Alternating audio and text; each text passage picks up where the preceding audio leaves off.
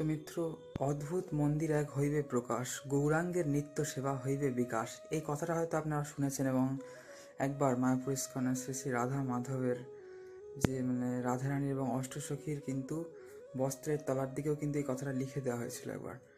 তো যাই হোক, এই কথাটা এমনি আপনারা অনেকবার হয়তো শুনে থাকবেন, কিন্তু এই কথাটা কোথায় আছে এবং কে কাকে বলেছে এটা হয়তো জান না, ঠিক আছে? সেটা বলার জন্য আজকে এই ভিডিওটা।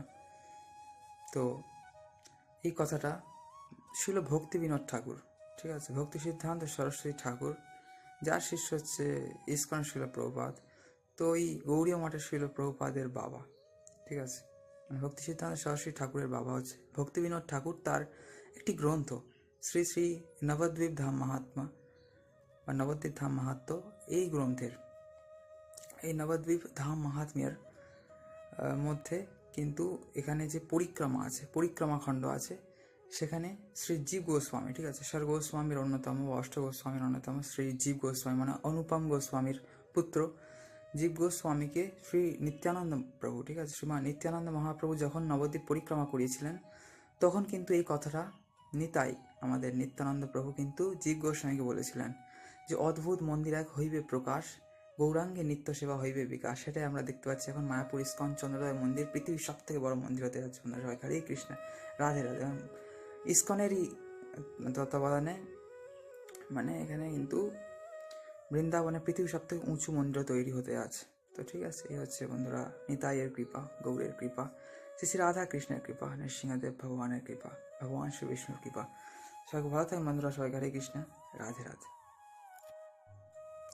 তো মিত্র, শ্রী চৈতন্য মহাপ্রভু অন্তর্ধান রহস্য, হ্যাঁ, এই ব্যাপারটা খুবই রহস্যাবৃত ব্যাপার, একটা রহস্যময় ব্যাপার হয়ে রয়ে গেছে, ঠিক আছে? অনেকেই লিখেছে মহাপ্রভুর জীবনী এবং অন্তর্ধান রহস্যের উপর পর্যন্ত অনেকে লিখেছে, কিন্তু আমরা মানব কাকে? যারা অথেন্টিক, যারা চৈতন্য মহাপ্রভুর শিষ্য, যেমন বৃন্দাবনের গোস্বামীরা বা অনেক মহান মহান ভক্তরা যারা পুরীতে নবদ্বীপে এবং বৃন্দাবনে ভজনা করেছেন, মহাপ্রভুর শিষ্য হিসেবে খ্যাত, তাদের কথাই তো আমরা মানব, তাই না? যাই হোক, সেখান থেকে জানা যায় যে পুরীর টোটা গোপীনাথ, পুরীর জগন্নাথ মন্দির এবং পুরীর সমুদ্র তীর, এই তিন জায়গা থেকেই মহাপ্রভু কিন্তু অপ্রকট হয়ে গিয়েছেন, যেটা আমরা চৈতন্য চৈতামৃত, চৈতন্য ভাগবত, চৈতন্য মঙ্গল ইত্যাদি জায়গায় আমরা পাই, ঠিক আছে? তো এই তিন জায়গার ভক্তরাই টোটা গোপীনাথ মন্দিরে, জগন্নাথ মন্দির এবং পুরীর সমুদ্র থেকে পুরীর সমুদ্রের বীচ, সমুদ্রের সৈকত থেকে পুরীর সমুদ্রের দিকে চলে যেতে দেখেছেন মহাপ্রভুকে। তো তিন জায়গায় ভক্তদের কাছে এটা একটা রহস্যাবৃত জায়গা ছিল। তো সেই জন্যে কিন্তু বলা হয় মহাপ্রভু তিনটে প্রকাশ হয়ে গিয়েছে। এক, মহাপ্রভু তিন হয়ে জগন্নাথ দেবের সাথে মিলে গিয়েছে, টোটা গোপীনাথের সাথে মিলে গিয়েছে। এই দুই মন্দিরে আমাদের চার ধামের এক ধাম, ভারতের চার ধামের এক ধাম পূর্বধাম হচ্ছে পুরীধাম। সে পুরীধামে জগন্নাথের সাথে টোটা গোপীনাথ মন্দির, টোটা গোপীনাথের সাথে, এবং এই যে বঙ্গোপসাগর পুরীর সমুদ্র সৈকত থেকে সমুদ্রে মিশে গিয়েছেন।